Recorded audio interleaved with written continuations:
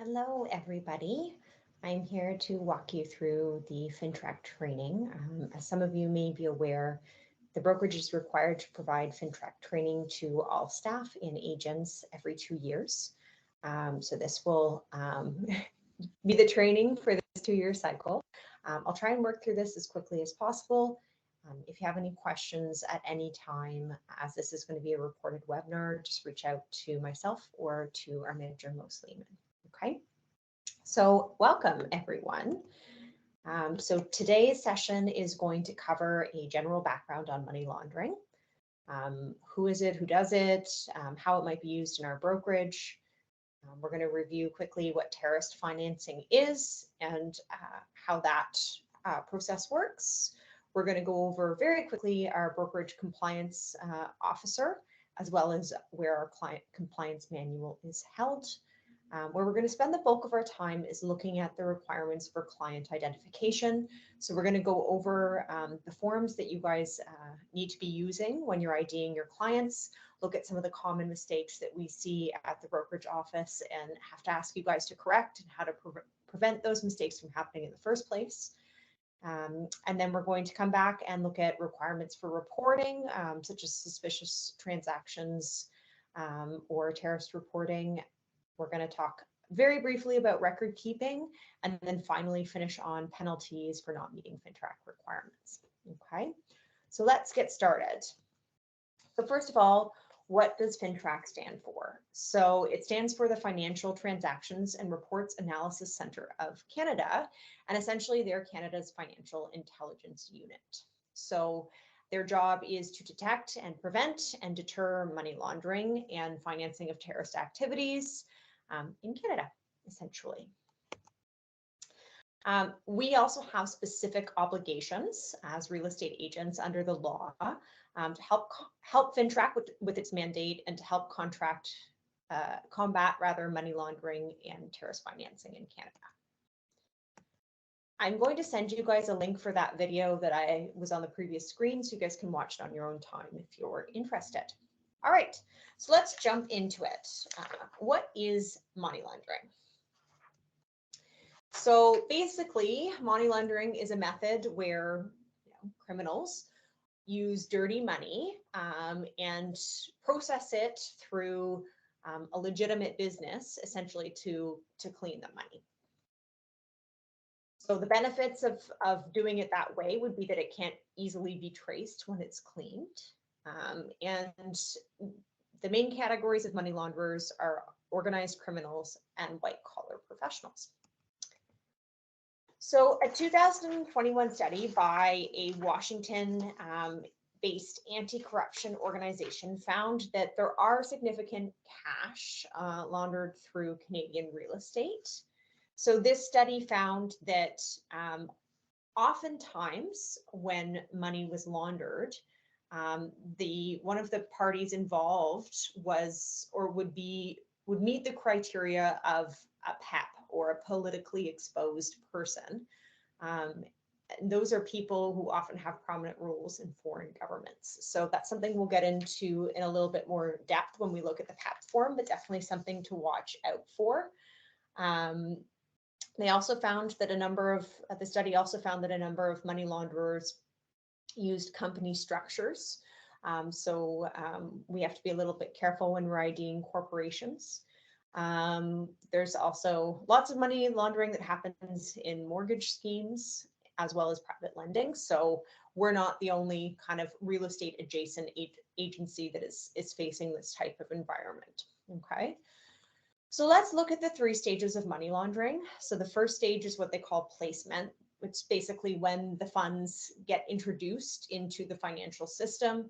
So this can happen in many ways, but a lot of money launderers use what they call Smurfs to place the proceeds of crime in the financial system.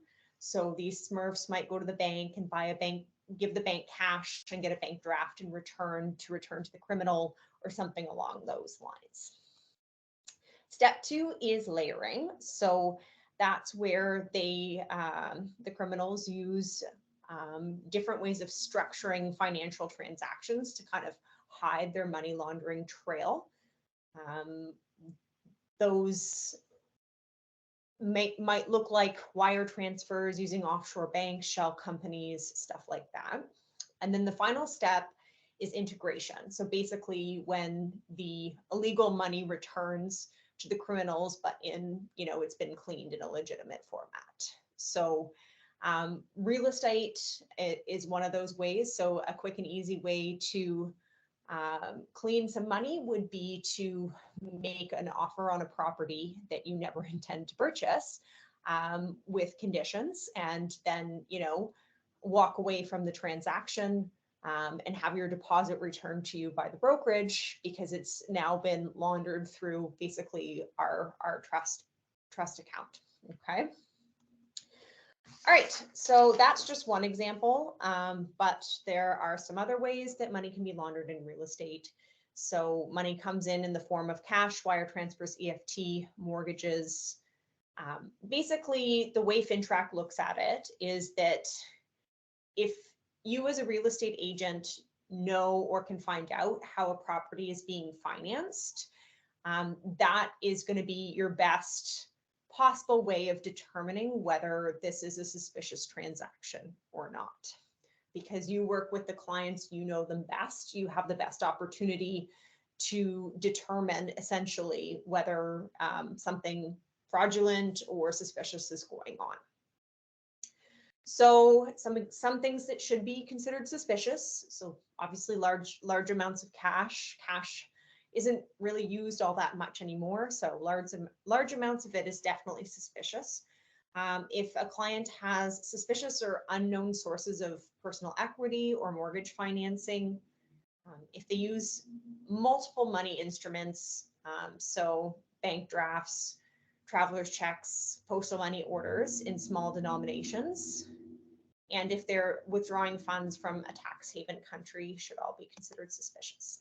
All right, let's talk about some money laundering red flags. So if a client sells a property below market value with an additional under the table payment offer, anytime a client ever says anything under the table, I think that should be immediately flagged as suspicious.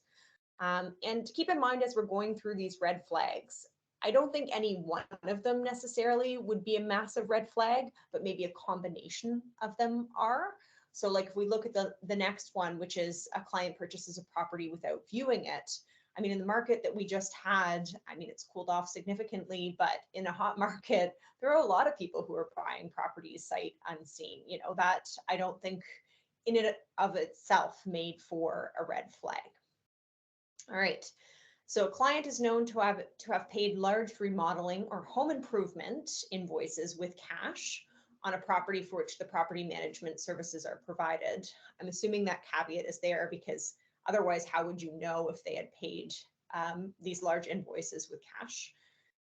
If a client buys back a property that he or she recently sold, if there's frequent changes in ownership, for the same property, they say particularly between related or acquainted parties. So not like, a mom transferring it into her kid's name or something like that, but, several transfers between people who may not be related but are acquainted.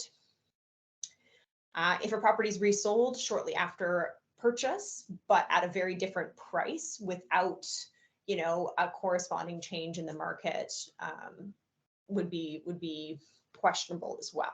Okay. So terrorist financing, how is it different than money laundering? So basically terrorist financing is when funds are provided essentially for crime. So to fund terrorist activity. So in Canada, the Office of the Superintendent of Financial Institutions, better known as OFSI, monitor known or suspected terrorists, and they keep a list, a terrorist list. It's available online for you guys to look at. So terrorist financing has a number of common sources. So the first would be state-sponsored terrorism. So that's basically when a terrorist group is operating in a country that may be experiencing political or cultural unrest, and the actual country, sponsors the terrorism. or, the terrorist group or individuals. Organized crime, I think, is pretty obvious. So, basically when groups of criminals also keep some of their funds or funnel some of their funds towards terrorism activities. And then finally, legal sources. So a lot of, terrorists may have legitimate fronts, like they operate, what appears to be a legitimate charity, or, other type of institution, and then they use some of that money, and funnel that, either profits or whatever, and funnel that towards illegal sources. Okay. So let's go over some terrorist red flags to watch out for. So if you're dealing with a transaction with people who live in, or an entity, so like a corporation or something like that, that operates out of certain high-risk jurisdictions where terrorist groups are known to operate. Obviously, if your client has been identified by media or law enforcement as a potential terrorist, that's not good. Or potentially even someone who's traveled or attempted to travel to high-risk jurisdictions, specifically countries that are under, considerable conflict or political instability, or known to support terrorist activities.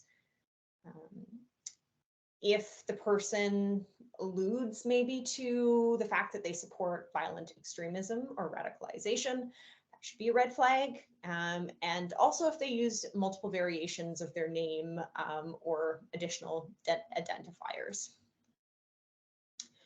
All right, so for those of you who didn't know, our compliance officer, Fintrac compliance officer, is Mo Sleeman. We keep our brokerage Fintrac manual at the Ambleside office, in the accounting department with Nellie. We've also sent you a link to this online version a couple of times now, and we'll continue to periodically send it out. If ever you want to access a copy of it, just let us know, and we can send you a link. We just we update it periodically, so it's hard to have somewhere where we house it permanently. So yeah, if you want a copy of it, we'd be happy to send that to you.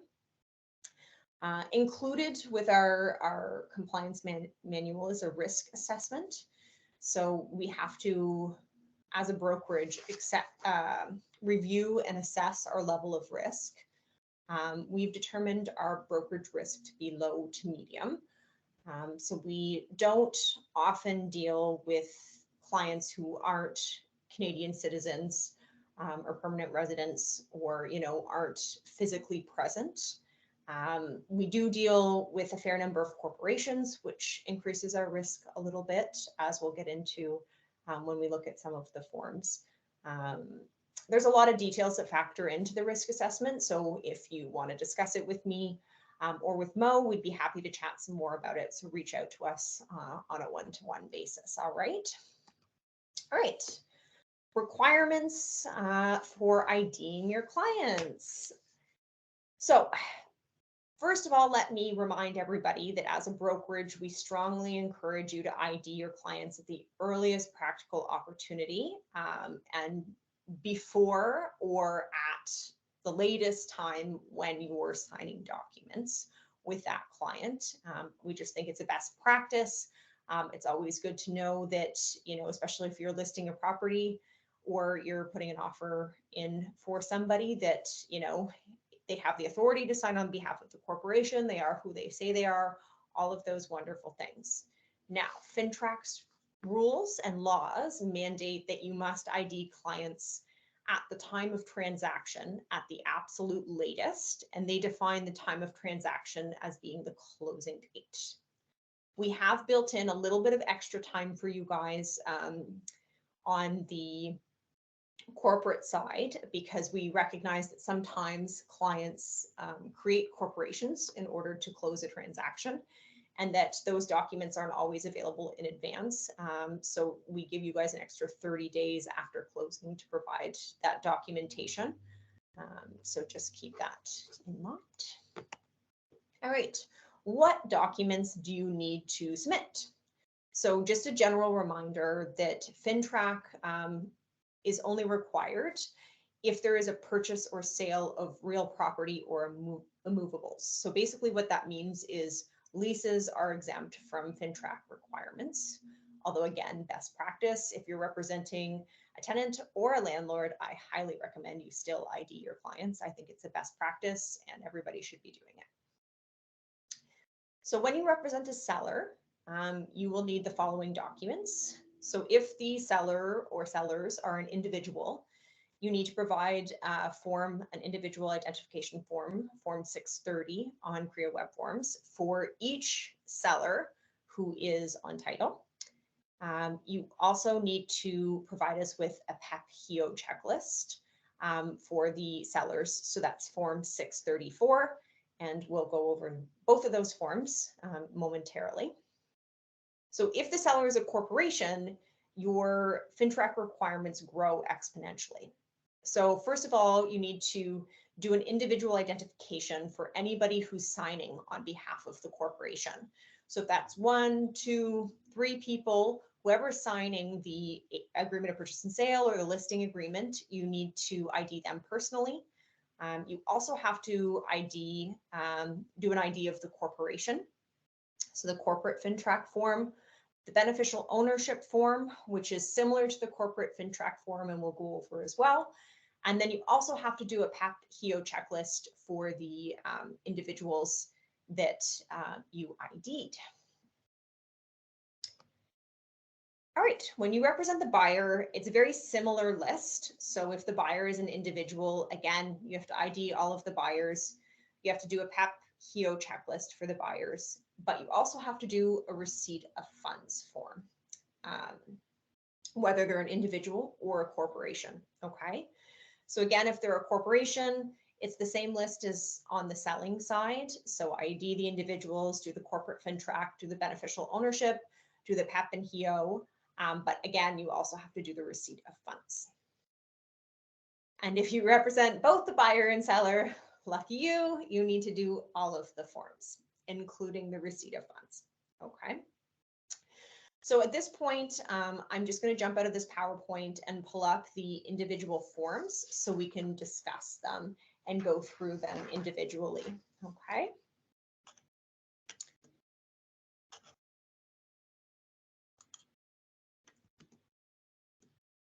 All right, so I'm just going to share a new screen. Bear with me for a moment here. All right, okay. So I think this form should probably look familiar to almost everybody. This is the individual Fintrac form. So this form will be required, you know, if you're doing a purchase or sale, no matter what type of purchase or sale you do, you're going to have to do this form for somebody. Okay. The top of the form looks the same on all of the Fintrac forms. So the transaction property address, your name for a sales representative or broker name, and the date that you verified the information. That's pretty simple. Okay. So when you're verifying an individual, you essentially have 3 options. You can do A1, A2, or A3, and I'm going to go over each of those options, although I won't spend very much time on A2 because honestly, most people, I don't think I've ever seen anybody complete that section for our brokerage so far. Okay. So first off, you need to fill out numbers 1, 2, 3, and 4. So the full legal name of the individual should match whatever ID you're looking at. Their current address should match whatever ID you're looking at, their date of birth, and then their nature of principal business or occupation. The 2 most common mistakes we get in here, for the address, we get sometimes agents that don't put a complete address. So they'll just put a street name and number. We still need the province, the city, as well as the postal code. Most of you are using driver's licenses to ID your clients, so that information is right there. So just please put the complete information in there. Also, for nature of business or occupation, Fintrac often finds that people put things that are too vague. So an example would be like one of the Fintracs we've got, somebody put driver. Is that a a long haul truck driver, a race car driver, a cab driver. You know, there's too many variables there. So try and be specific if you can. You guys know your clients, you probably know what they do. If you're going to put something like self-employed, you know, put a little bit more detail. What kind of industry are they self-employed in? The one that's acceptable to Fintrac, which is fairly simple and fairly popular in Ottawa, would be like if they're a federal government employee. You don't have to have their name in their department and all of that stuff. Just saying they're a federal government employee is sufficient. Essentially, Fintrac wants to be able to look at the occupation and see if the property they're purchasing, you know, is in line with the type of income they would make in that occupation. So kind of keep that in mind when you're completing that document, okay? So section A1 is a federal, provincial, or territorial government issued photo ID. So the most common photo ID we see is a driver's license, but you could also use a photo ID card here. Those are for people who generally don't have a driver's license, but they have the photo ID card from the province. We've also seen passports used here, and they don't have to be a Canadian passport. It could be a Chinese passport, a US passport, but it says right in the instructions here that the individual must be physically present. So if you're using those forms of identification, they must be, physically present in front of you. They can't be, on FaceTime or on Zoom or whatever when you're IDing them, okay? So you put in the type of document, the document identifier number, the issuing jurisdiction and country, as well as the document expiry date. I think probably the most common mistake here is that we get people who forget the expiry date, or they actually use an expired document, and Fintrac does not accept expired documents as being valid. So you'd have to look at doing, if they had something that was expired, you'd have to look at doing another form of ID for them, okay? So the credit file method is essentially getting their information and running a credit check on them. That's why this method is not very popular. Again, I don't think I've ever seen anybody use it, so I'm not going to spend much time here. The A3 dual ID method is one that I think is probably underutilized. So this is something that you can use if the individual is not physically present, which I think is very useful to you guys. Again, they would have to be a Canadian citizen or a resident in order to use this method, because one of the things you need to do is you need to provide a reliable source to confirm their address. So basically it says in the instructions right here that you need to confirm the individual's name and date of birth by referring to a document, and then you need to confirm the individual's name and address by referring to a document. So if they're not Canadian, it's going to be pretty hard to confirm their address, which is why I don't think the A3 method would work for you in that situation. But essentially what you would do, let's say you had an elderly person who doesn't have an active driver's license, may not even have an active passport. You could use something like their birth certificate to confirm their name and their birth date. And then you could use something like a utility bill, so a hydro bill, a City of Ottawa water bill, to confirm their the individual's name and their address. So again, you can look at these and copy down the information. You can take a photocopy. They can scan and email them to you. It doesn't have to be an original because again, they don't need to be physically present. So that's basically the A3 method in a nutshell, okay? Unrepresented individuals. So this is page 2 of the individual Fintrac. The corporate Fintrac looks very similar to this one, but so I'll go over it once. We won't go over it again in the corporate Fintrac, but basically A4 would be used in a scenario where, let's say you're working with a for sale by owner and you represent the buyer and the buyer is your client. You have a obligation to attempt to ID the for sale by owner. But again, the for sale by owner, not being your client, can refuse to be ID'd. So you would just complete this and say measures taken to ascertain identity. So you ask the unrepresented individual, and then you can say, reasons why the measures were unsuccessful. They refused to provide the information. Okay.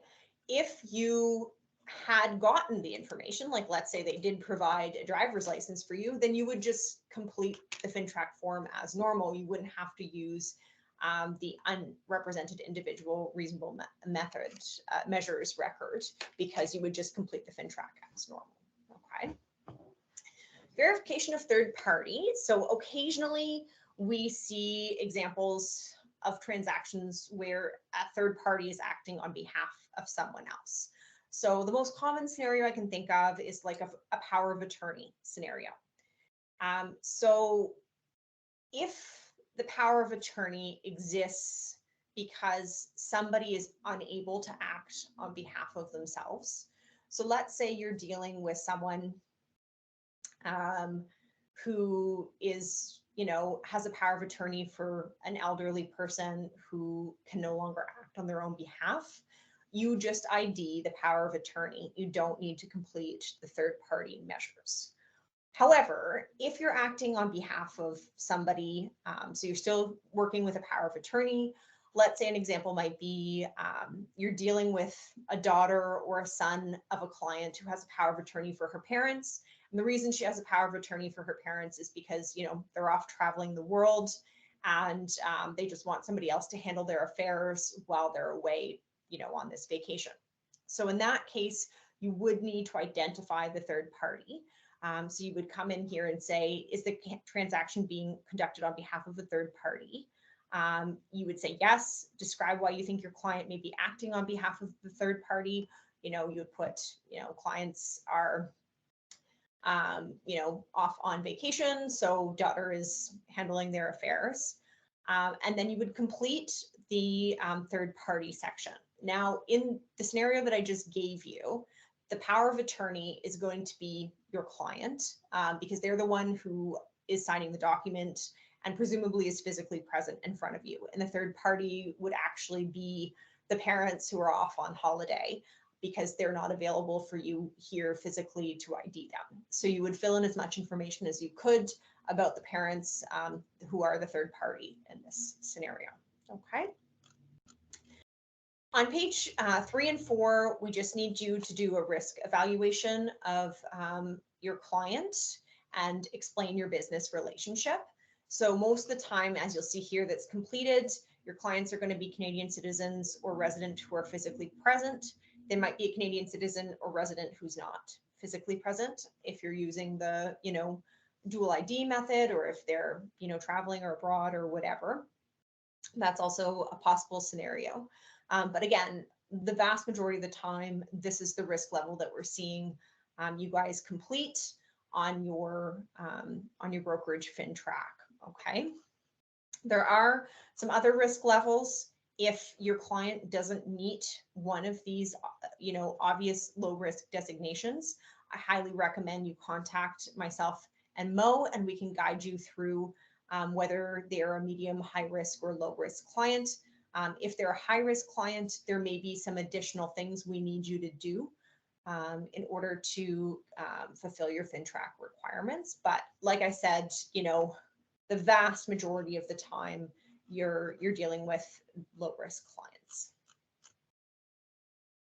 You also need to tell us about your business relationship with your clients. So what is the purpose of this business relationship? Is it for a residential property, commercial property, income property, other? Please specify. So you would fill that out to describe your business relationship.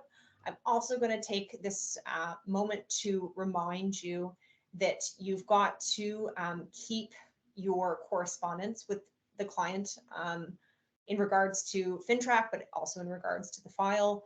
I think most of you are already doing this, but it bears a reminder anyways. That's part of your Fintrac obligations, is to keep this correspondence with them. Okay. So that's the individual form in a nutshell. If you guys have questions, feel free to reach out to Mo and I with those. Okay. Next, I'm going to jump over to the corporate Fintrac. Okay. So again, you'll see the top of the form looks very similar to the last form we just looked at. Okay. For those of you who have never completed this form, I'll walk you through it reasonably quickly. So you put the name of the corporation and the corporate address, the nature of the principal business. So this may not be immediately obvious. You might have to ask your client, why they opened this company. Sometimes it would simply be for like it's a real estate holding company or a real estate investment company, something along those lines. Okay. You need to name the directors of the corporation, and then you need to name the type of verification record. For the most part, you guys are giving us the articles of incorporation. That's generally the easiest way to fulfill your Fintrac obligations is by reviewing the articles of incorporation, because it'll name the directors. It'll also give you the name of the corporation and the corporate address. And it's one of the acceptable ways to sources to verify. It would also give you the registration number of the corporation. Okay. So if you can get a copy of that, that's going to probably fulfill most of your obligations here. Most of the time we're dealing with a corporation, but if it was another type of entity like a trust or something along those lines, you would complete this A2 verification of other entity section. Okay. Again, page 2 is similar to the individual Fintrac. So if there's an unrepresented entity, you would attempt to ID them. If there's a third party involved, again, you would complete the section here. Okay. Just like with the individual Fintrac, you need to assign a risk level to the corporation or entity. So most of the time you guys are dealing with a Canadian corporation or entity. I'm honestly not sure if, it'd be very rare for us to be dealing with something other than that. So the vast majority of our corporations are low risk. And then finally, you also have to determine the nature of your relationship. So, are you selling land for commercial use, a commercial property, or something else, multifamily, whatever? You can specify in the space indicated below. And same with the, when we talked about the individual Fintrac, just make sure that you're keeping a record of all your correspondence with the client. Okay, so don't delete those emails. All right, next we're going to look at the politically exposed person or head of an international organization form. So luckily for you, this form is generally pretty short. You're going to put the name of the individual under review. If you're representing, like a husband and wife or a father-daughter or whatever, more than one person, if they all have the same politically exposed designation, you can put them all on one form. That's acceptable to us. So you basically have to determine whether your clients are any of the following: a politically exposed foreign person or domestic person, or a head of an international organization. Again, for most of you, this is going to be none of the above. And then you have to indicate how you made this determination.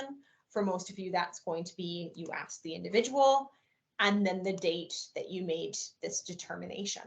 If that's the case and they're none of the above, you don't have to complete the rest of the form. That's only for people who are politically exposed or heads of international organizations. If you don't know if they're politically exposed or heads of international organizations, because you don't know what the definition is, lucky for you, Fintrac has included that on page 2. So if you're ever not sure, you can come take a quick read here.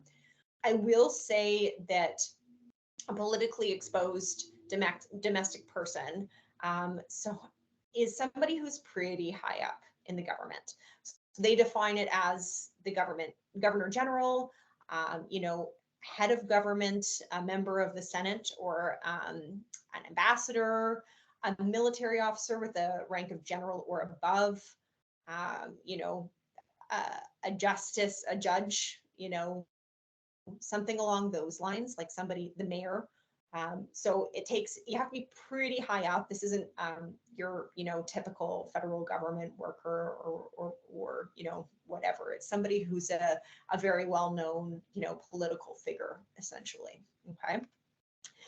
So I won't go through all of the definitions. You guys can read through these. I will just also flag briefly that when you're making your determination, you have to determine if they're a politically exposed person or a family member or close associate of one. So, if you're working with Justin Trudeau's wife, while she may not be, a politically exposed domestic person, she's married to one, so she would be considered a politically exposed domestic person because she's a family member or close associate of one.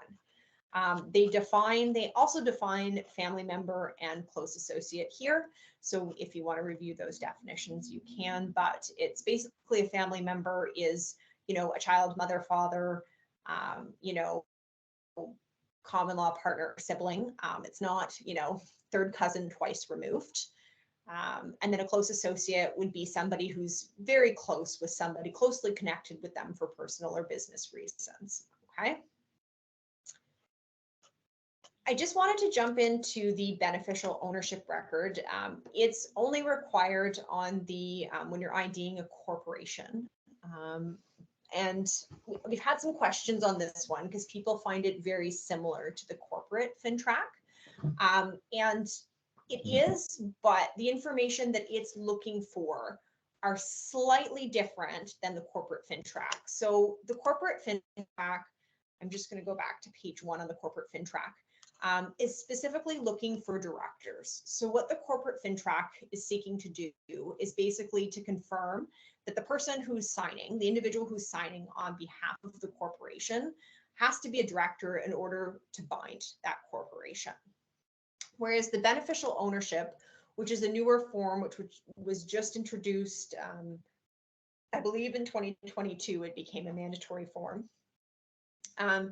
It's looking to not only confirm the name of the directors, but it's looking to confirm who the shareholders are of an organization.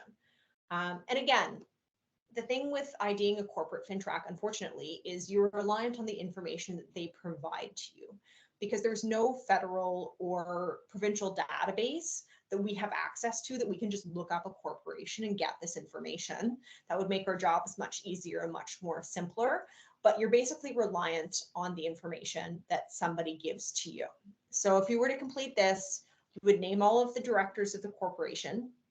You would put the name and addresses of all the persons who own 25% more or shares of the corporation.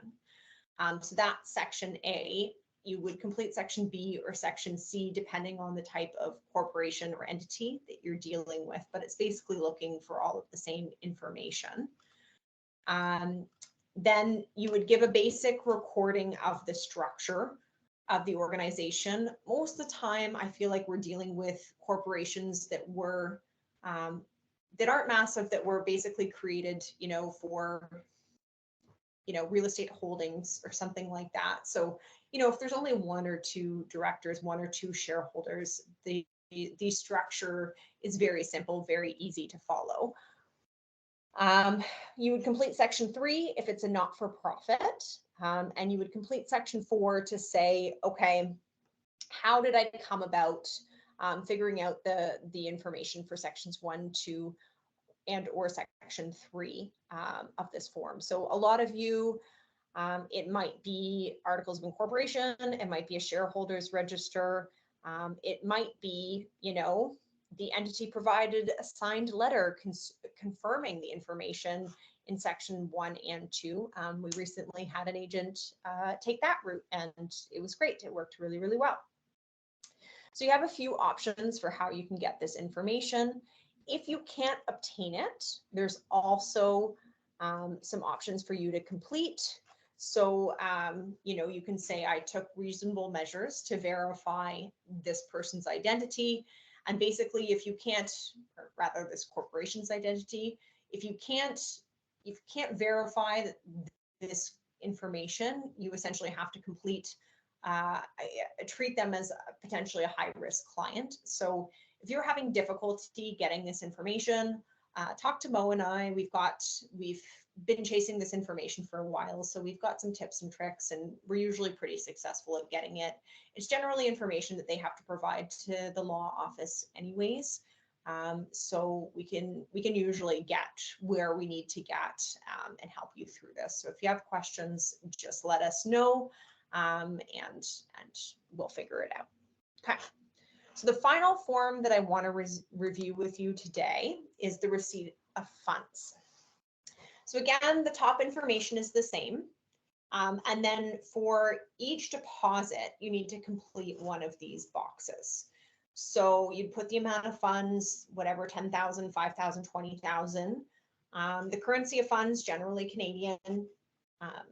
The date of receipt of funds, so the date that either you got the check from the client or the client delivered the funds to the brokerage office. So you always have to do a receipt of funds when you represent the buyer, and you have to complete the receipt of funds even if you never physically handled the money. So let's say your buyer went and delivered the deposit check directly to the listing brokerage office, you still have to complete a receipt of funds, unfortunately. Okay, so you just need to get a copy of the deposit confirmation from the other brokerage or from your client, and you can use that to complete the type of funds. So whether it was a check, a certified check, cash, whether they did it electronically via e-transfer, wire transfer, etc. Method of receipt, in person or electronically, is probably the only two options. I don't think anybody's mailing their deposits, or it would be rare. So for me, I would say in person. If your client physically drove their check to the brokerage office, I would say electronically if they took the check to the bank and deposited it on behalf of the brokerage, or if they sent it via e-transfer, wire transfer, or other electronic means. Okay. The purpose of the funds: deposit for purchase.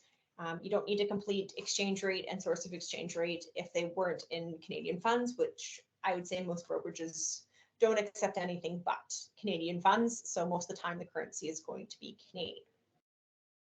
If they send the initial deposit via e-transfer over a couple of days, like let's say they're doing a $5,000 deposit and their daily maximum is 3,000. So one day they send 3,000 via email transfer, or the very next day they send 2,000 via e-transfer. I think you can lump those together as one deposit, because it's, while they're making it in incremental payments, it's still only one deposit that they're making. So the only reason you would use the second one of these is if there's a further deposit on the transaction. So let's say initially the deposit's $15,000, but then they are adding a further deposit of another $15,000 after they, remove their conditions, something along those lines. Then you'd come back to the original form and you would add in the second deposit in the second box here. Okay. On page 2, this is probably where we see the most number of mistakes.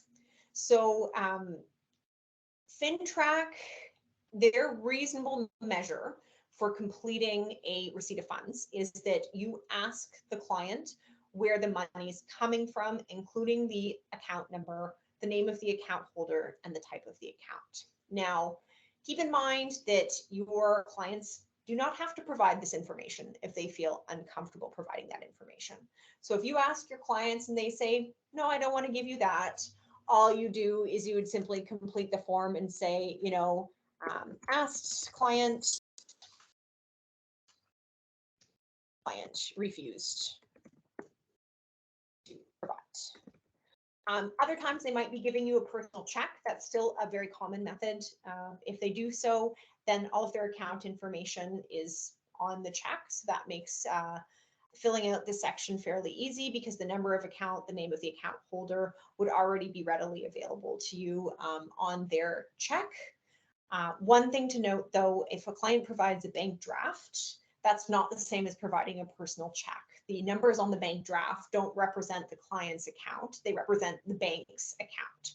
So in that case, you would still have to ask your client, for the account information, and they could either give it to you or they could, again, refuse to provide it. Okay. All right. So I'm just going to switch back to my PowerPoint here. If you can bear with me for one moment, we are almost there, guys. All right.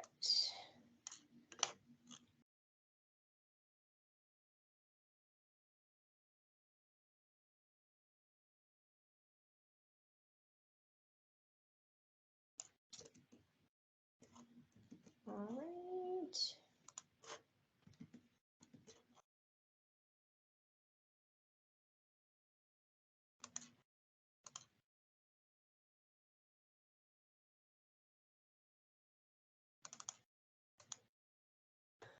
All right.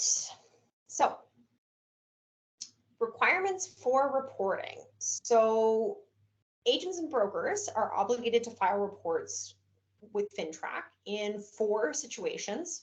However, 2 of them aren't applicable to our brokerage. So the first situation is a suspicious transaction report or attempted suspicious transaction. Number 2 is a large cash transaction, and that's not applicable to our brokerage because we don't accept any cash deposits larger than $7,500. Fintrac requires that you report any large cash transaction. They define large cash as $10,000 or more.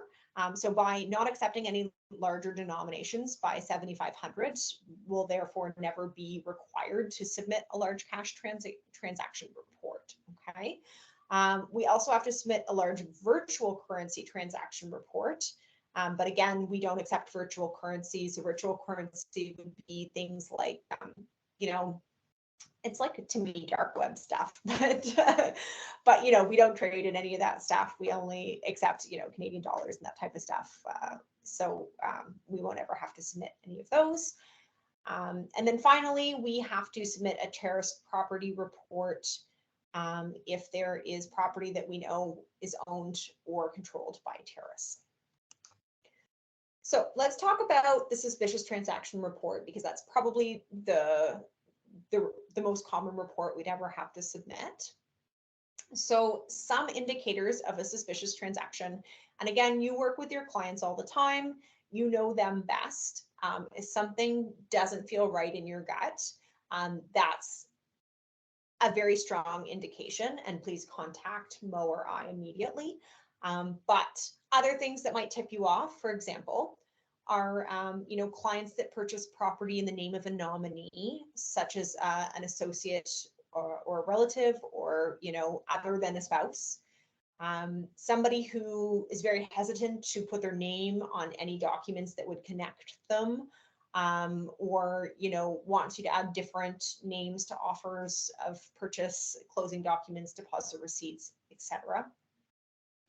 Somebody who, you know, at closing wants you to remove their name and add somebody, you know, completely different for no valid reason.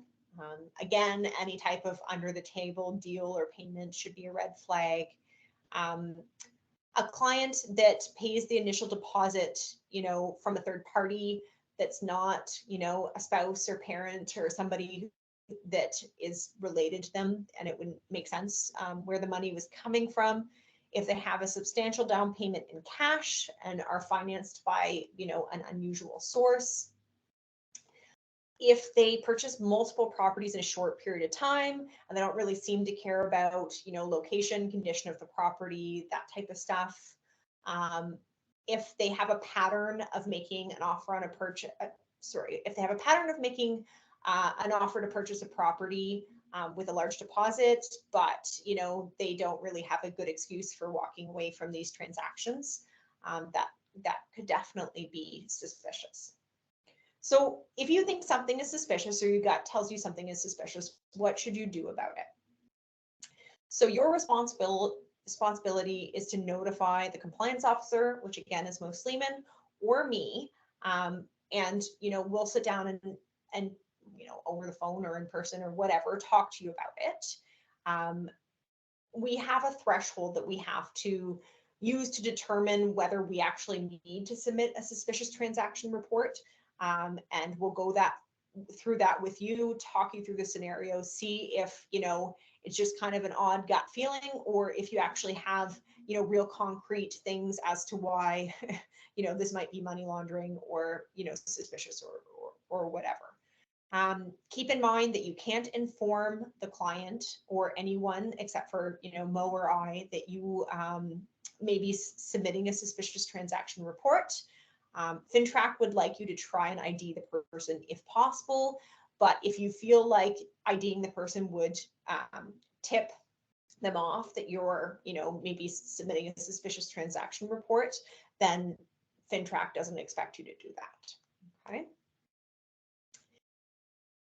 Terrace property report. So again, that was the second of the 4th reports that we would have to make to Fintrac. So keep in mind that our compliance officer has a list of websites with known terrace.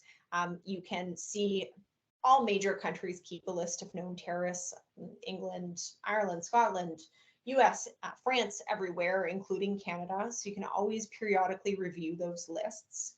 But if you come across a property that you suspect or is owned or controlled by a terrorist group, it's your responsibility to essentially notify Fintrac of us. But the first step would be to notify your compliance officer. And again, the compliance officer will sit down with you, determine, how you came about this information, and will help you to complete a terrorist property report to submit to Fintrac. Okay. Finally, requirements for record keeping. So Fintrac requires the brokerage to keep records for at least 5 years, even when the transaction was not completed. So if you represent a buyer in a transaction, and your buyer submitted a deposit on a property, because the deposit triggers not only the need for a receipt of funds, but also an individual Fintrac form. You have to ID anybody who's providing funds.